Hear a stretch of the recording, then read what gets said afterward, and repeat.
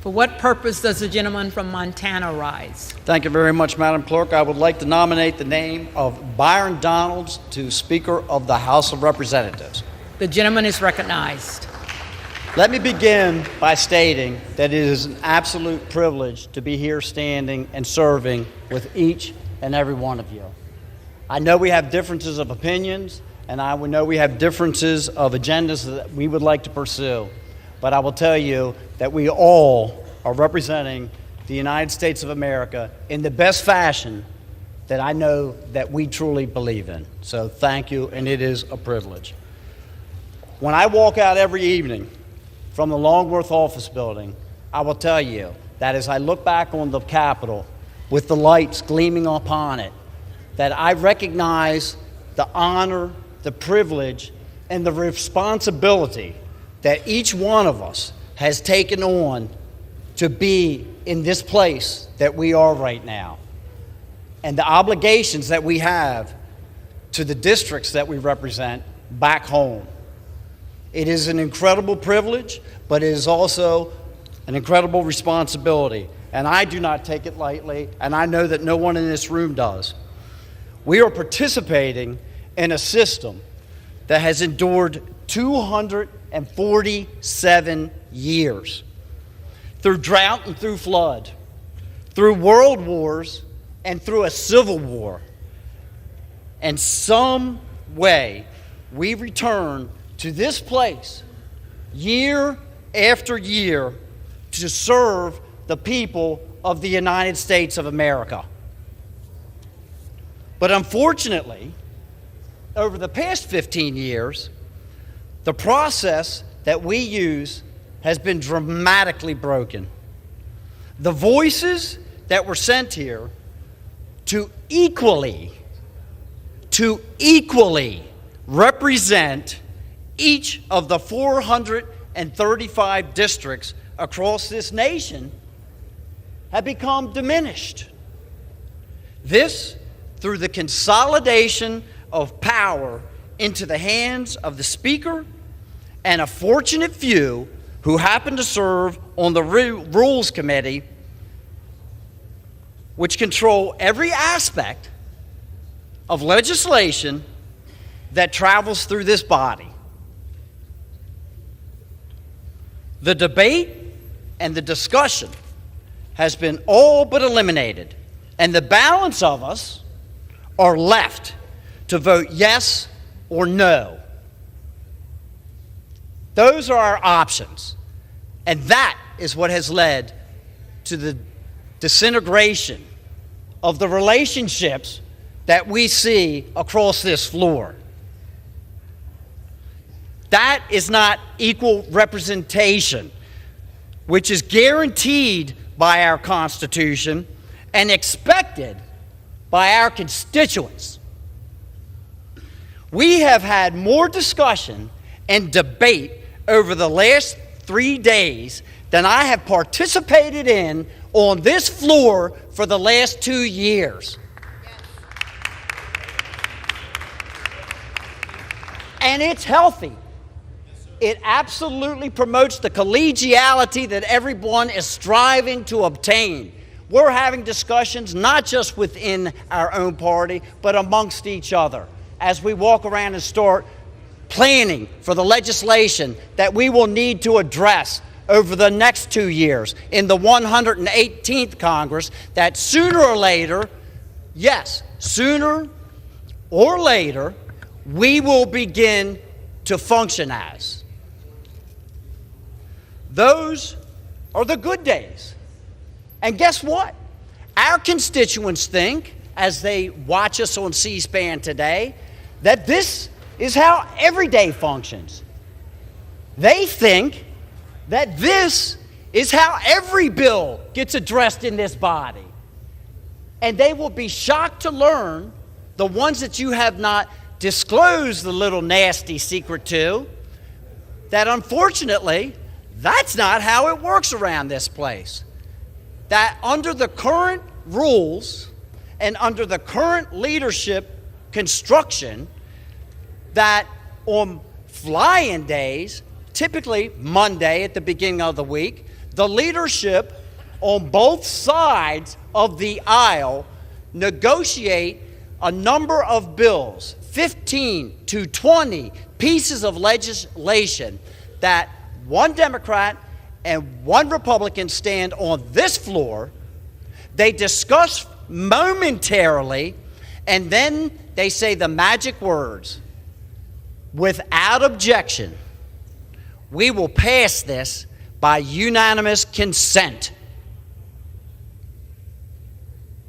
And there are two people standing on the floor passing pieces of legislation that oftentimes are the naming of buildings that don't really bother anybody or affect one's life, but in many circumstances spend millions and tens of millions of dollars that the taxpayers are obligated to cover, and their representative was not even here to vote upon it. And that, my friends, is wrong. It is wrong.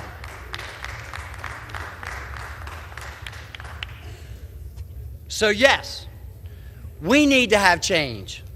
We need to fix this broken system. Several of us have taken it upon ourselves to fly in and object to those very bills. Not because we are objecting to the bill, but just to force them to be brought out into the daylight so that everyone can hear about those bills. To force people to come out and vote up or down for those bills, as their constituents believe that they are doing right now.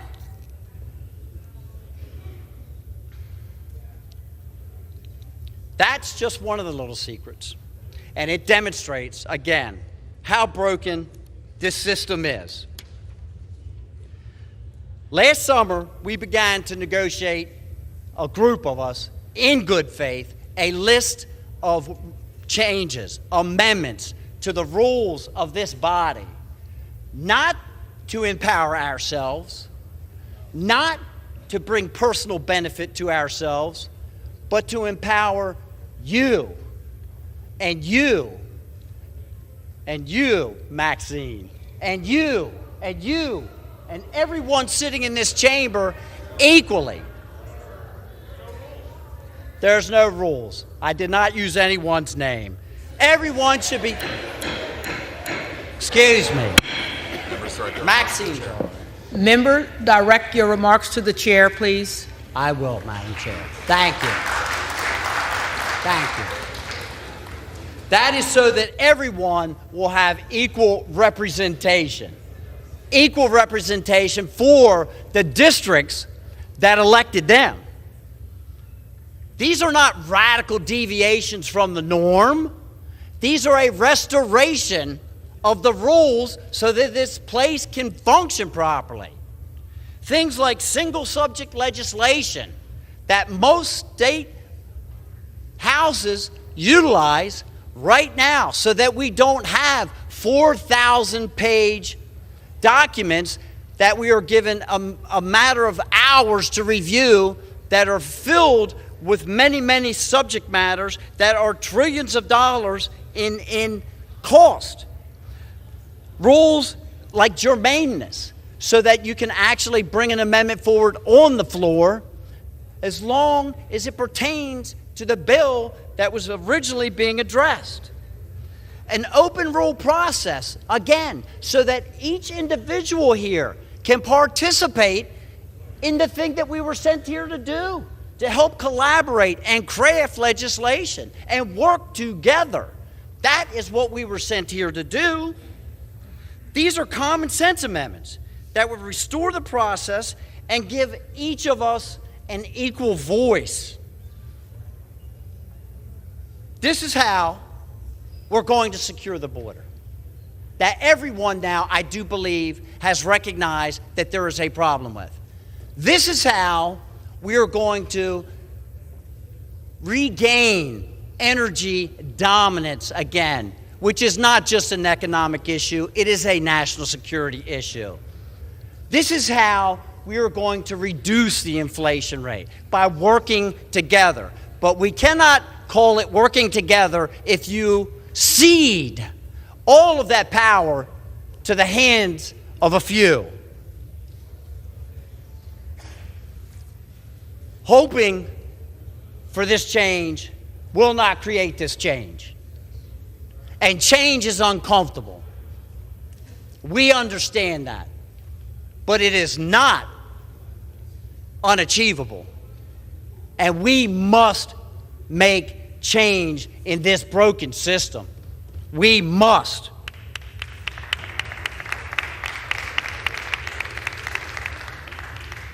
The current leadership that is in place will continue and support the use of earmarks in this body.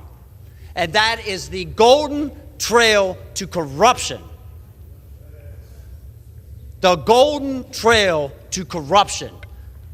It is a way to buy votes and spread money around this body from places outside of this city that leads to bad legislation and bad decisions. The current leadership, I was told, I should not be so concerned with these suspension bills that get passed every week, because now they have made an amendment. We keep hearing about these amendments and the concessions that were made.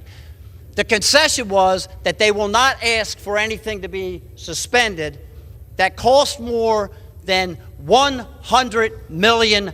Now, I don't know about the neighborhoods that you live in, but the neighborhood that I live in, $100 million is a lot of money.